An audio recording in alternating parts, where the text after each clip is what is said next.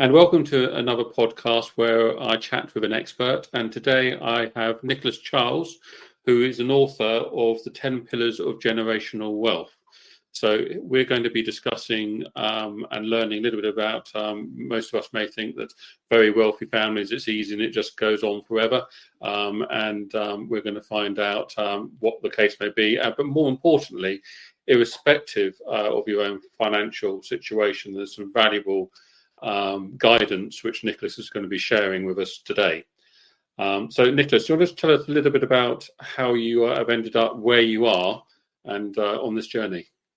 Yeah, great story. So in terms of generational wealth, I've been personally and professionally affected, or should I say influenced, by what is now termed as shirts leads to shirts leads within 3 generations. So first generation make it, second, if you're lucky, will save it, but the third generation will tank it. And this happens, unfortunately, to over 90% of families, which is horrendous. It happened to me, so I have not escaped this principle, shall we say. So great-grandfather was a multimillionaire in his own right, yet by the time my father turned 8, it all gone, blown by his dad and his siblings, his elder siblings. So he had to restart the wealth process from scratch, from absolutely nothing. Created his own business and his own property portfolio, and he's sharing this story with me. I was I think about 14 years of age, sitting having an ice cream with my dad, and he tells me this story about how his grandfather was this brilliant businessman, yet his dad lost everything.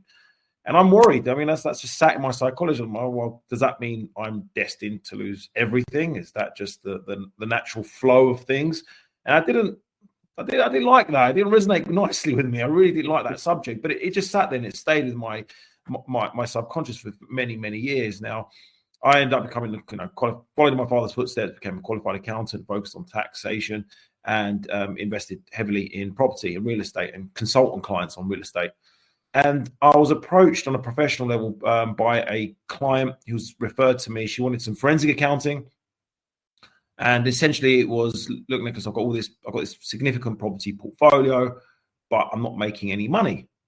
Isn't that strange? I'm like, that's very odd. So I did what I do best, looked into it. But the worrying thing about it is I had to turn around to her and sit her down, look her in the eye and say, look, the reason why you're not making any money from these properties is because your only sibling, the last surviving person in your family, because both her parents had died, she didn't have any other siblings, he's trying to steal your assets. That was not an easy story to share with her. It was very, very difficult. It took 7 years of very painful litigation to unravel, to correct, shall we say. And when I looked into it in a lot more detail, because I was part of that 7-year litigation battle, and it was not pleasant, it could have easily been avoided. The whole lot could have easily been avoided. And I was thinking in the back of my mind, surely her father did not want his legacy to be his only 2 children going to war with each other in court. I mean, no parent wants it. It happens all the time. All you need to do is go onto Google, Wikipedia, or open the front page of most newspapers, see time and time again disaster stories within the family dynamic, whether it's families going to war in court, or whether it goes from drug abuse right the way to suicide. It's horrible, and it's got nothing to do with it. And yet the work, the professional industry is so focused on financial capital. It makes you wonder why, whilst, the legislation's improved, lawyers have got better at what they do, accountants have got better, wealth advisors have got better, it still happens. Wealth's been around for, thousands of years, and yet, according to Forbes, 68% of the world's billionaires are still first generation. And that's a staggering statistic. It makes you wonder what has happened over the years. You'd assume there'd be 6, 7, 10, 9, whatever, 10 plus generations, very, very rich. And there are a few, but there are a minority. So that got me very, very interested in the whole subject of generational wealth, like why there's so many families that are failing, and more importantly, what are the successful families doing to keep it within the family. So end up writing my first book, which was an accident. I wanted to write it started as a report and ended up growing as a book. It was called The 4 Fundamentals of Family Prosperity. and that's available on my website. You can download it for free, or you can buy it on Amazon. And then in October 2022, I ended up co-writing this book with a private client lawyer called Generational Wealth. That is available also on Amazon. And we delved into a lot more detail in terms of why families fail, what it takes for families to succeed. And it was after I wrote this book, because I was frustrated, trying to get the message out so that families can understand what it takes to retain wealth. And like you rightly said, this problem affects all families, not just billionaires, not just single family offices. Their problems end up going into the press because of the amount of capital that we're dealing with. But I've seen families fall apart over a single house. I've literally, on a professional level, seen father and son go to court, literally wanting to kill each other over a single property. Like, what's the point? Yeah, it's ridiculous. And that relationship's gone. I mean, once you go to court, it's like a vase. It falls, it cracks, it breaks. Doesn't matter how you stick it back into place, those cracks will never disappear. It's too late. It's gone. And and I keep reiterating, which parent wants to have children and wants to see them, whether in their own life or after their lives, fall out with each other. No one does. So what's the solution to this very, very long-standing problem?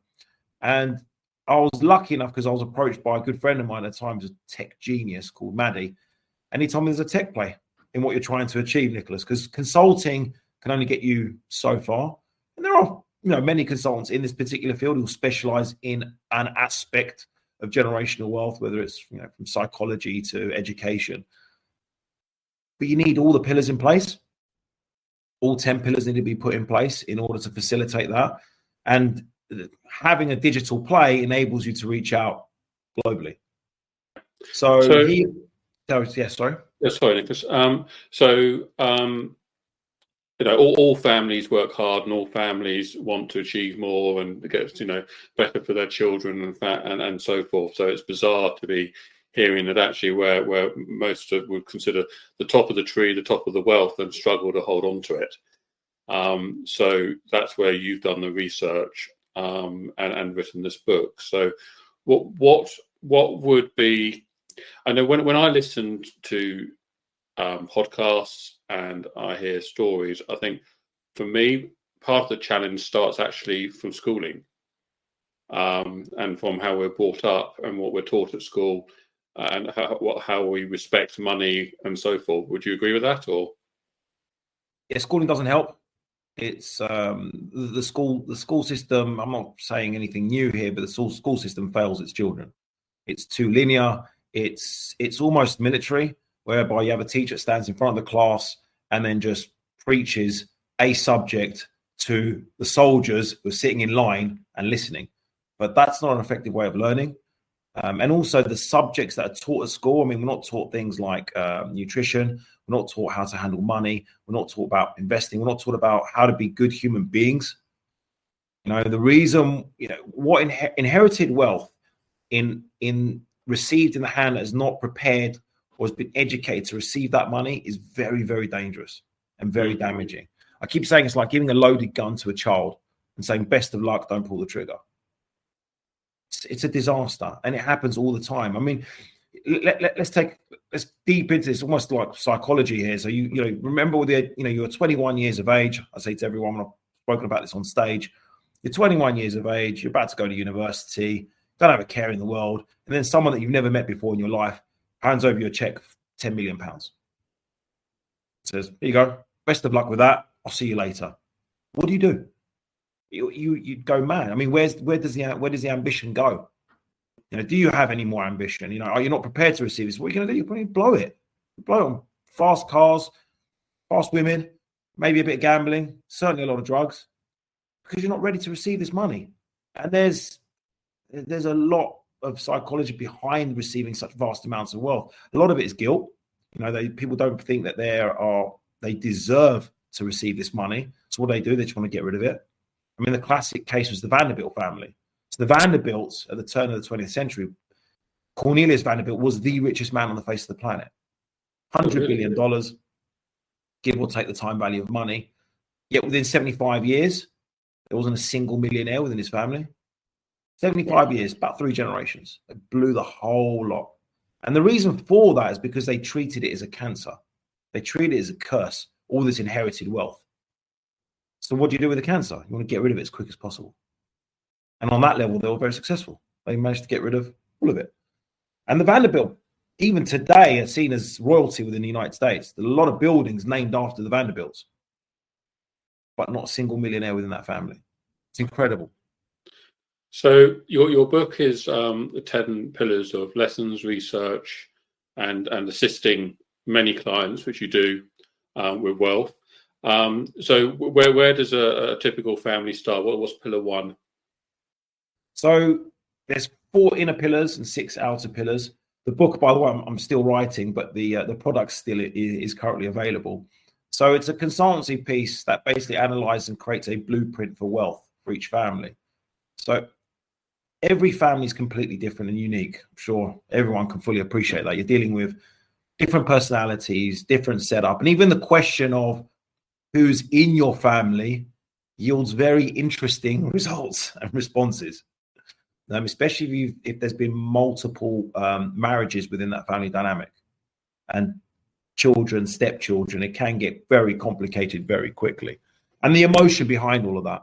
So the 4 inner pillars are your health, number one pillar, I should say, the vision for your wealth, education, which you mentioned, the next generation, and communication within the family dynamic. And virtually every family will fall out because of poor communication and not communicating that wealth to the next generation. One of the biggest mistakes I've seen is that families will keep the wealth a secret and not tell any of the beneficiaries what they're going to inherit. And then they pass away and it's all left in a will. And irrespective of how tax efficient that will is or how marvelous it's been created, the inevitable will be that family will fall apart because of the emotions behind inheriting wealth. Even if you divide money perfectly equally amongst, say, your children, they'll still create an emotional conflict because you haven't spoken about who's getting what and why. There's an example here. Was a family that had 2 sons and 2 daughters. The daughters and this family, very successful, great business and a property portfolio. They gave the properties to the daughters because they weren't involved in the business, and the business to the sons. Now, technically, they're worth the same value, but property is passive. You will make money on property as long as you can rent it out. Not much effort required to maintain a property portfolio. Whereas a business, as I'm sure you're fully aware, you need to work very hard in order to keep it successful. So that created animosity between the siblings. They're like, wait a second, yeah, it's technically the same value, but we have to work bloody hard to make this business or, achieve success with this business. You guys don't have to do anything. Why can't we have a few passive investments? And it just all kicked off. Because the parents didn't think it would be a good idea to discuss this with my next generation. I mean, communication is humans' biggest challenge, full stop, isn't it? So, but basically, irrespective, again, of your family, the best thing is what you're saying is let's iron it out and almost have a group meeting before any parting, I'm going to say, and just get that open while the person who's making those wishes can actually say, well, this is what I'm doing, and these are the explanations. Is that what you encourage, or? 100%. Even transition within a business. If you're running a successful business, say your first generation, and your hope or wish is to then pass that business to the next generation, whether it be your son or your daughter, for example, you need to be having those conversations now. Don't wait until retirement, because that's way too late, because you need to prepare them to be able to take over, your CEO role, for example. And does it not make sense for you to be around to facilitate the transition? But more importantly, you need to ask the next generation if they even want it. A lot of children don't. They're happy working within the business. They may have no interest at all in taking over. They may want to do their own thing. And usually, again, not always, but the best CEOs are those that leave the business, learn for themselves, and then come back into the business. Yeah. Don't force your values on your children or your grandchildren. Don't push what you assume is best for them. because that will create an argument. So we've got the four inner pillars, which obviously they're the foundation of generational wealth. Foundation pillars. So the other six obviously come off those. Where would you start with those? So that's when you get involved in the actual data itself. So you've got your structures, your legal structures, who owns what and where. Can get very complicated within a family dynamic that's very wealthy, especially when you're starting to acquire, properties. You've got multiple businesses. We live in a global world now. It's very easy to create a company in Guernsey, Jersey, BVI, Dubai, Luxembourg, UK. It's not difficult, but then it gets very complicated.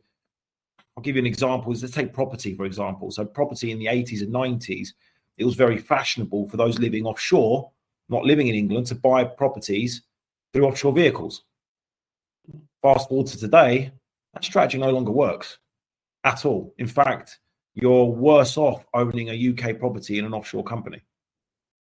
So, but if you don't know this, if you don't understand or appreciate your structures, you're not going to end up dealing with it. And you need to be proactive. Don't expect your fiduciaries or your advisors to come back to you and say, actually, the thing that we're making a lot of money on, it doesn't work for you anymore. Fiduciaries get paid to facilitate these offshore companies. So structure is one of them. Your assets, what do you own? How wealthy are you? Have you made money? Have you not made money? Again, once you're investing, we see this with private equity. It's very easy to invest in companies and then sort of not quite lose interest, but lose maybe misplace or forget how much you invested in that company 5-6 years ago. Has it done well? Maybe you got some tax relief for it, SCIS or EIS relief, but has it actually made any money? Who knows? The great story about that is one of my business partner, when he exited one of his businesses, he actually, there was one particular investor that he lost track of, and he had to appoint a private investigator to find his investor so that he could pay him his money because he sold the business. Yeah, incredible. And it was not a small amount of money. It was over £100,000. So not an insignificant amount of money. And he had to find his investor. So assets is the other one. So we said structures, assets, philanthropy, absolutely key. I mentioned to you what do the most successful families in the world do. They all have one thing in common: philanthropy. Why is that? Because the giving of wealth creates a purpose greater than the individual needs of each and every family member. And that's a very, very powerful tool. It also provides phenomenal goodwill for the family name. So you want to leave a legacy and you want to leave a goodwill legacy, philanthropy is a key part of that. So yeah, philanthropy is really key. It also brings the family together. It's a lot easier. I mentioned communication, that pillar, that you now see the interaction between the two pillars. Much easier to talk about giving wealth than it is about inheriting wealth. Less emotion surrounding that. But at the same time, it's important to get every family member involved. So as a family, what is it? What inspires you as a family? What do you want to give? Where do you want to give? Do you want to help out in particular projects? Or do you want to simply just give money to certain charities that are doing good in a field, whether it's the environment, medicine, poverty, you name it, there's thousands and thousands of charities out there that all do good stuff. But it's important to not just give money blindly, but give money that actually has some sort of inspiration behind it. Yes, so I'd imagine that I can really see how that would help any family to really have that focus, even if they change the focus every year to try and be even, or they've got multiples. But it's also that mentally feel good, isn't it? It will release those good feelings into what is a pressurized scenario dealing with money, irrespective of how much it is stress dealing with money. So I'd imagine has really positive mental benefits as well as your name and doing good for the community. Of course it does. Is there a better feeling than saving other people's lives? Clearly there isn't. And seeing for yourself that the money that you work so hard for is helping others and making a difference, not just to yourself, but to others. Whether it's, building schools, Now, I've got a client of mine. He's an insurance broker, and he's currently in Tanzania, and he literally looks after 9 schools over in Tanzania and provides their infrastructure, whether it's wells, pumps, toilet facilities for young girls who are struggling to go to school, and it makes a huge difference. And he loves it, absolutely loves it, and you can see from the delight in his eyes when he talks about how much he helps this organization. So again, whatever inspires you, that's the key thing. That's the key message. Get it. So another pillar is documentation. Really, really important. Where are your most valuable documents? We spoke about litigation. One of the very common forms of litigation is the will. You've seen quite a few instances when wills are doctored, or when they're magically lost and then they reappeared, or it's a different will appears and all of a sudden the family just get involved. So keep your documents safeguarded, keep them in one place and revisit them. And I'm talking even documents behind your assets themselves. So again, assets and documents clearly linked together. If you have a family constitution, get the family involved. Where do you keep that family constitution? Do you revisit it? How often do you revisit it? Again, how often do you communicate about the family constitution? The worst thing that I've seen happen with certain wealthy families is when the principal of the family, the patriarch or the matriarch, they'll write this brilliant constitution and then they'll force it on their next generation. What's going to happen? As soon as he or she passes away, that constitution will go straight in the bin. No one's involved. So the Rothschilds, by the way, do this brilliantly. So every year they have a family council meeting of every member of the family that wants to be part of the family. It's not everyone goes, but if you want to be part of the family and you want to be part of the family bank, which is quite significant, you need to attend that meeting at least once. And that's one of their rules.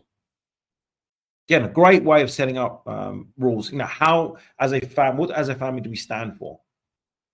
How do we deal with things like conflict? Small things, but it adds up and it's important to have. So every time there's an argument and you've got a written document, it's like having a partnership agreement or shareholders agreement.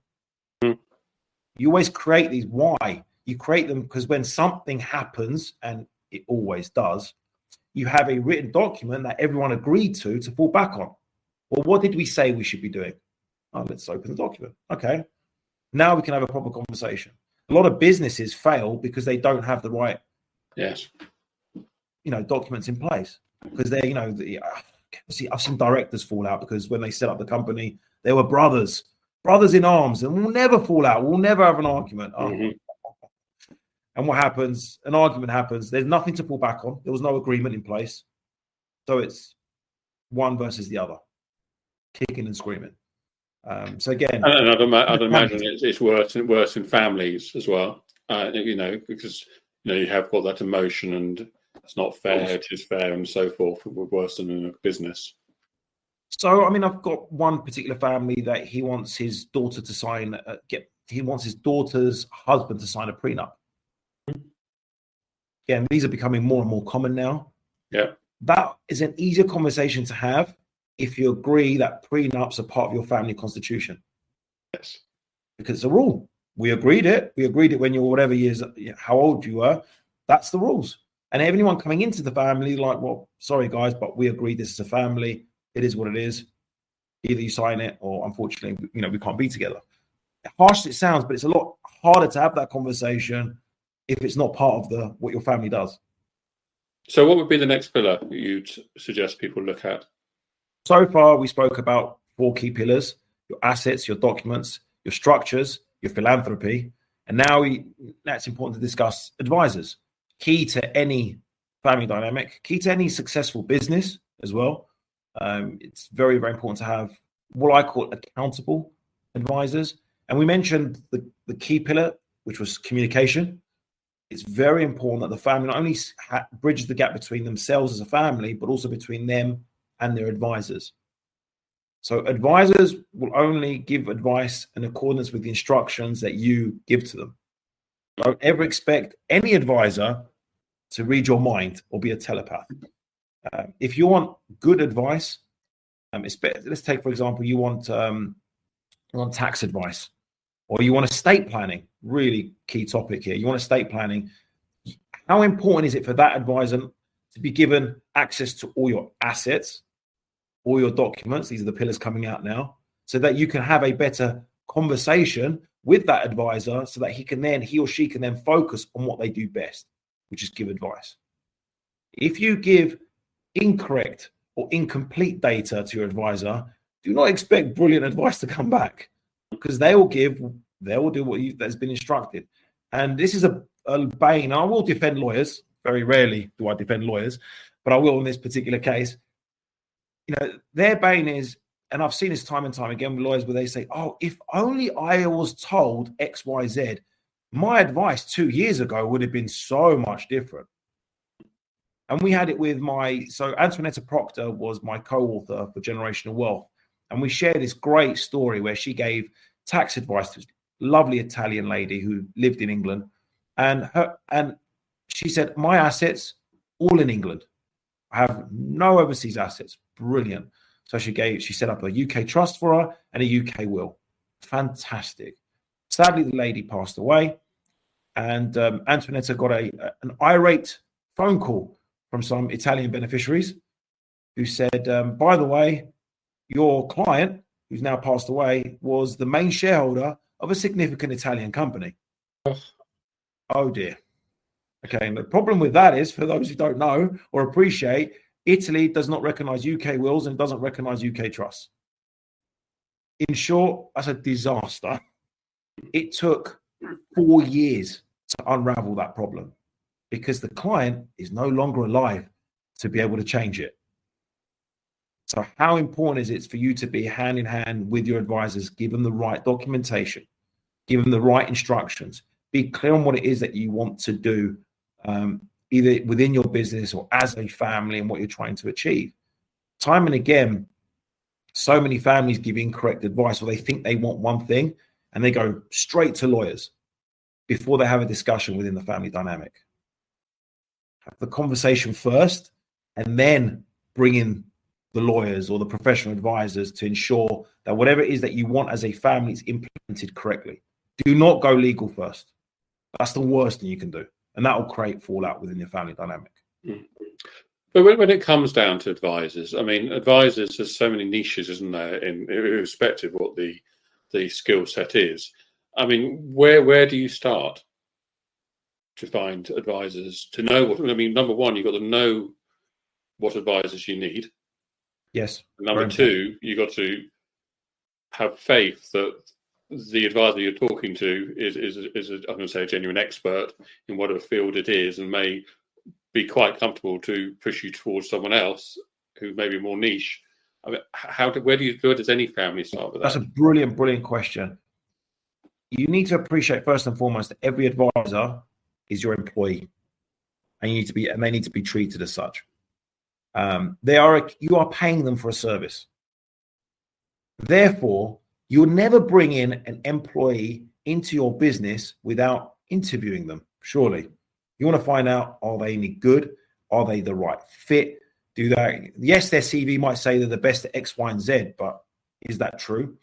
Then you probably want to try them out, maybe on a probationary period, 3 to 6 months, to see if they can walk their talk, and then you decide if you want to keep them or not. Everyone does that with employees. No one does that with advisors, which I find shocking. They'll stick to an advisor. I've seen this time and again with accountants. They'll moan to their friends about their lawyer, accountant, wealth advisor, and they'll do nothing about it. Like, you are paying these people to give you a service. If you're unhappy, first explain to the advisor why you're unhappy and what it is that you actually want, because maybe they don't even know. So speak to them. Yeah. And if they're not serving you, then replace them, because there's lots and lots of advisors out there who would love to take on your business. Now, I get the fact that some of the best advisors out there are very niche and they can be hard to find. But reach out to those people that you trust. Reach out to people who are brilliant at whatever it is that you're looking for. So if you've got a particular tax problem, I'm sure someone within your community has had a similar tax problem. Well, who did they use? And were they happy with that person? Start there. It's a great place to start, because it's a trusted introduction. first and foremost. But then again, when you meet them, interview them, grill them, it might be something as simple like a clash of personalities. They might be the best advisor in the world, but you just don't get on with them, whatever reason. No problem. Move on. And if you're really unhappy with them and they're not serving you and they're just sending you a bill and they're providing zero value, we can get rid of them. I don't understand what the issue is. I love being made accountable. The great advisors in this world love being made accountable because it gives them a platform to show you how good they are.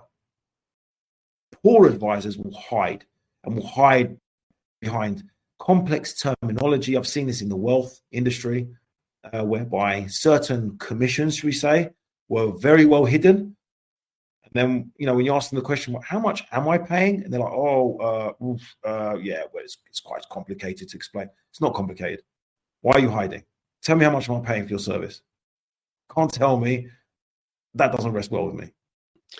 So my background is very sort of connected with the FCA regulations. And with that, there's a clear defined difference between a regulated client and an unregulated client at this moment in time, as of January 2025, on what does and does not need to be declared as far as revenue and incomes are concerned. And different businesses, either it's up to the business at the moment to decide, actually, do you not make the defined difference between the two, regulated and unregulated, which many businesses do make that decision. But is that the same with the advice you may be getting from your advisors, that if you're over a certain wealth as a family, then they don't have to be so transparent in what they're earning, or is that totally different in this industry? So, complicated question, but I'll break it down as simple as possible. If you're talking on the realm of tax, then yeah, by all means, get tax advice. The 10 pillars doesn't actually provide advice per se.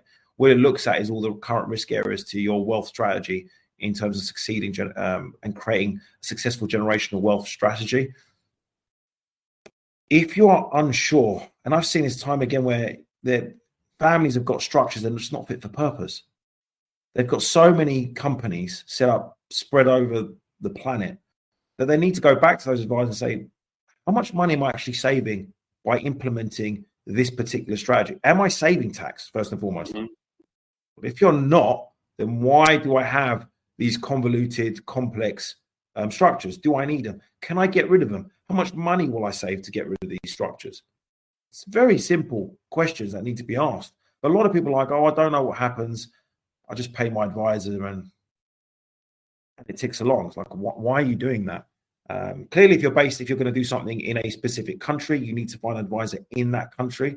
But also, if you're, say, for example, you're residing in Dubai and you want to buy a property in England, clearly you're going to need some legal advice in England to acquire that property, and that can't be provided. Well, it can in DIFC in Dubai, but it's better to have someone on the ground in England to provide that property advice. You may then need some tax advice on acquiring that property, because that will involve things like stamp duty. If you're buying in your own name, you need to look at things like income tax if you're going to be renting out.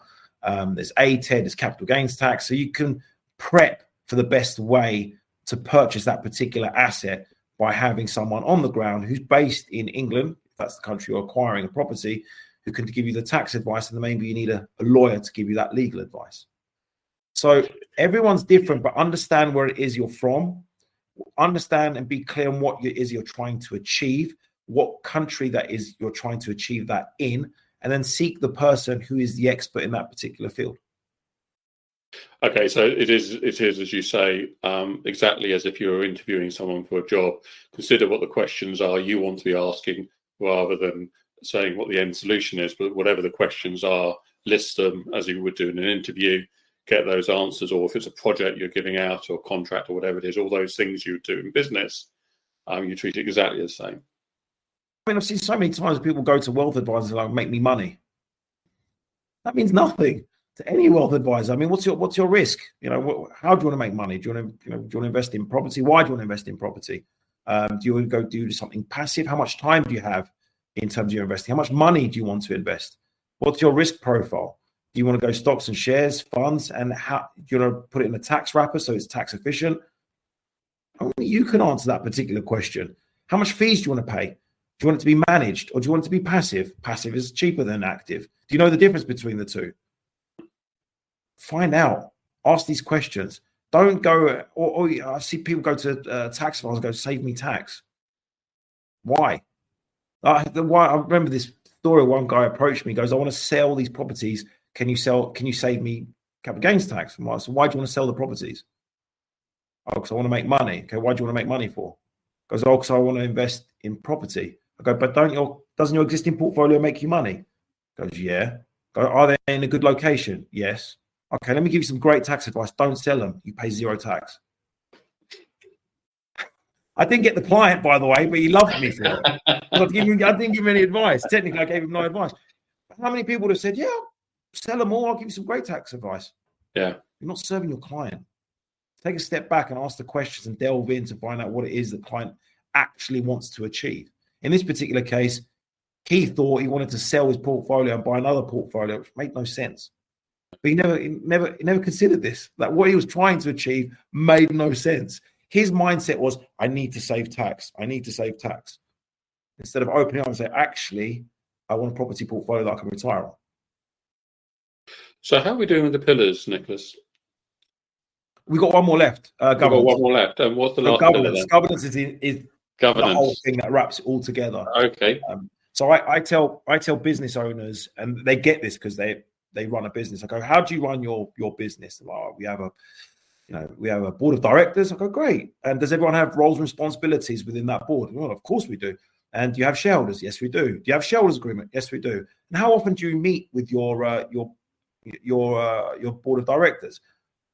Once a week, once a month. And what do you discuss? We discuss the vision of the business and where we want to go and how we can get there. That's magnificent. Okay, what do you do with your family? And then there's this eerie silence. What do you mean? What am I doing with my family? Okay, how often do you meet with your family to discuss the business of being a family? What are the roles and responsibilities within your family dynamic at the moment? Is everything in your head? What happens if you were to die? How well placed would your family be now? Say you get run over by a bus tomorrow. Ooh. Has your spouse ever met your advisors? Have your children ever met your advisors? Does anyone know how to take over the business? Do you even know what happens to your shares? Do your business partners want the shares to go to your spouse and then end up going into business with your spouse? Have you even asked them? Maybe we've spoken about this. No, because what you're thinking about is we're tunnel orientated on making money today. Nothing wrong with that, but you've got to prepare for the worst. You need to be having those conversations with your children because at the end of the day, you are not going to be here forever. Surprise, surprise, you're not going to live forever. And that is a surprise, by the way, to people. No one assumes that they're going to die, which is incredible because it's an emotional issue that no one wants to discuss. But guess what? It's going to happen. So how well prepared are the next generation for the inevitable? Whether it's today or in 10, 15, 20, 30, 40 years, doesn't make a difference. How well prepared are they? Where are your documentation? How many bank accounts do you have? Where are they kept?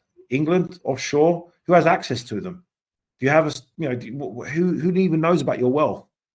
Do you have stocks and shares? Do you have funds? Who manages it? Who's your wealth advisor? What happens to that fund when you pass away? That can be, you can save your family a significant amount of problems by having this discussion like today. Whether it's something simple, and I mentioned to you, taking over the family business. Have you had those conversations with your children?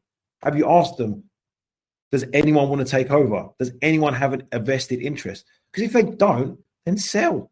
Keep the cash and split the cash with the next generation. Support them in their ventures, whatever they may be, whether it's business or whether it's life in general. Have those conversations now that you're alive. It's so important. No one ever runs a business on hope. Yeah, I see so many families use hope as their strategy for their families. Disaster. Don't do it.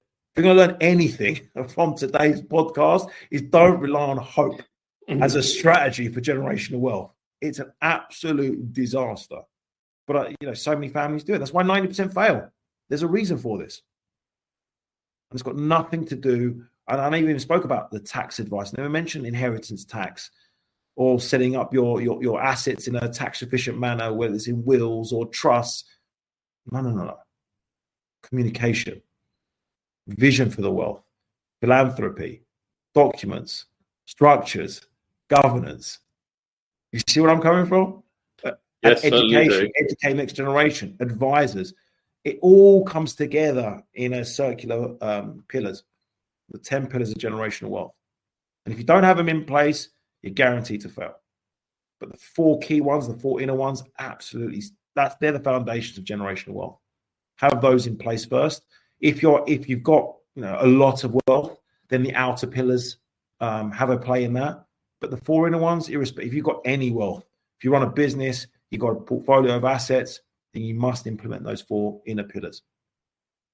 But I would suggest, even if you haven't, and that's your aspiration, everything you said to me today in this podcast is just really good foundational. Here we are as a family, we want to progress, and these are our goals. Let's talk about it this month, decide what everyone's doing, and next month, next quarter, do the same. How do we do? And keep pushing it. Because I'd imagine, irrespective of the wealth of the family, if the family wants to drive forward and achieve, then actually you're making it what I call everyone's on the same train. And everyone I agree. Well, what is wealth? People fail to appreciate what is wealth because the misassumption it's just financial capital. It's not. It really isn't. Financial capital is an aspect of wealth, but so is human, intellectual, and social capital. And you're right. It's like, what are you communicating? What are you passing down to your children? And if you want to pass down the wealth, then pass down all the wealth to the next generation. And that includes your experiences, your expertise, your stories. You want your legacy to last, you have to pass this down to the next generation. I'm not talking about financial capital. Yeah, that's an aspect. You need to pass down human, intellectual, and social capital. What does it mean to be a good, kind human being? What sort of issues did you deal with in your past? What was it like to start a business up? How difficult was it? What did you go through? How did you get past it? What sort of lessons can you then pass down to the next generation so they don't make the same mistakes that you did when you were younger and you were in their age? Massive. It's absolutely fundamental. And yeah, I mean, everyone knows, well, Andrew from the Academy World, and one of the things we do is we support businesses with processes, systems, and AI and various things like that. And it's never, ever been so easy as it is now to share. For me, one of the largest bits of wealth is your knowledge. And if you are a successful person, again, irrespective of what it is, there's never been so easy to actually do I'm going to call it a brain dump. I'm not sure I'm allowed to say that anymore. Into something, so someone could ask, I wonder what is the answer to this. This isn't legal. This is just knowledge, thought. How does that person get from A to B, and all the rest of it's never been so easy as it is now. No, I agree. We're actually building that within Dante. It's called Legacy GPT. Okay, well, that's a good hook then in, wasn't it? So we haven't mentioned Dante. So we've talked about your book, which people can get from Amazon, The 10 Pillars of Generational Wealth. It's my first generational wealth. Tell us, Nicholas, obviously, who are you looking for as your client? And very quickly, well, what is Dante and how do you assist people? Dante, as we spoke about very, very early on, created between myself and my tech business partner, who's a Y Combinator alumni. So he managed to raise money from the most successful VC in Silicon Valley called Y Combinator, who invested in small startups like Airbnb, LinkedIn, I think, Stripe. These little billion-dollar companies, should we say? And he managed to get invested from them. So we've created a platform that's utilized the 10 pillars of generational wealth to help create an operational system for families to run their office from. So they have a system to run the business of being a family by focusing on those 10 pillars. So we've created the 6 outer pillars, so you can store all your assets. So you have them all in one place on a dashboard. All your documentations can be stored there. We have a CRM system of advisors. Wow. All your structures are in place, so you can see all your legal structures at a touch of a button. Every time you enter an asset, the system will ask you who's the legal owner, because there's a difference between the legal owner and the beneficial owner, and you can actually see what it is that you've created. Again, helps facilitate better conversations with your advisors. It's a system that can be shared with your advisors. So it's built on microservers, where initially you can share as much or as little as you like of your portfolio of assets with whoever you like. So if you've got a portfolio of property in England, you can share that with whoever manages your portfolio in England, and they'll only be able to see that. If you're some estate planning, you can literally share the entire data, the entire dashboard with your lawyer. So they won't make the same mistake as that lovely Italian lady that we spoke about earlier, because all the information is there, all the assets are there, so that the advisor can then focus on doing what they do best, which is give advice. All your loans can be stored there as well. So how many, how much money have you borrowed? It's very important to keep a track of. And we utilize things like APIs as well to pull in data from all quoted assets. So we have currently 19,000 banks on our system. So we can, if you're banking with one of them, we can pull all the balances in. So you can see at any one time how much money you've got in your multiple currencies or your multiple bank accounts. Again, very, very important. And what does that facilitate? That facilitates good governance, because you've got everything all in one place. We've even got philanthropy as well. Again, one of the key outer pillars that we mentioned. So you can document, budget how much money you're giving, who you're giving to. We've even got a little system that enables every family member to vote in which area that they want to give to. So you as a family can come together and create a strategy for your philanthropy. Document it, put it on the system. You can share that with all your family members. Okay, so it's time, folks, for a bit of a shameless plug. So Nicholas, if you know anyone who would be in need or interested in the services Nicholas has said, then there'll be a link below this podcast or whatever system you're listening to make contact. And I know, Nicholas, you do give rewards out, I'm going to say, for successful introductions, just to put a bit of a sweetener on there. Yes, no, we do. We are very generous with our commissions. And we'll happily to share the wealth, as the saying goes, with anyone that provides good introductions and they sign up to the Dante platform. Initially, we utilize the 10 pillars. That's our engagement tool. So bona fide family offices will see for themselves where they are today, and we create a blueprint from that. So they'll get a report. And if they then want the solution, that's where Dante steps in, because Dante is the digital solution to help facilitate those 10 pillars. If you want to find out more about us, we're Dante.io, D-A-N-T-I, not Dante with an E, Dante with an I, .io, and all our information details are available there. And also, I think you said you were going to share a link with us, which we could share with our listeners, where they can just go on and do a quick survey to see a high overlook of where they may be at this moment. Yes, we're in the process of creating a shortened version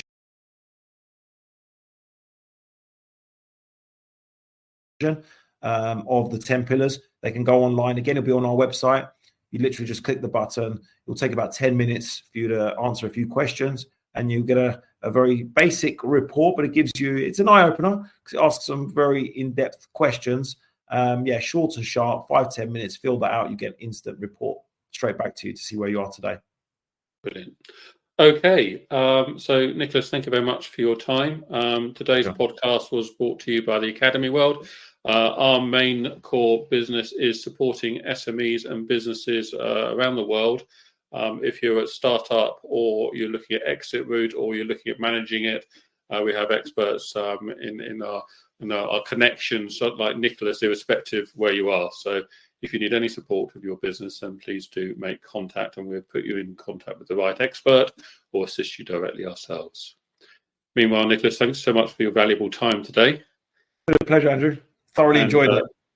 Good stuff. Okay, good luck. Take care now. Thanks so much. Bye-bye. Bye.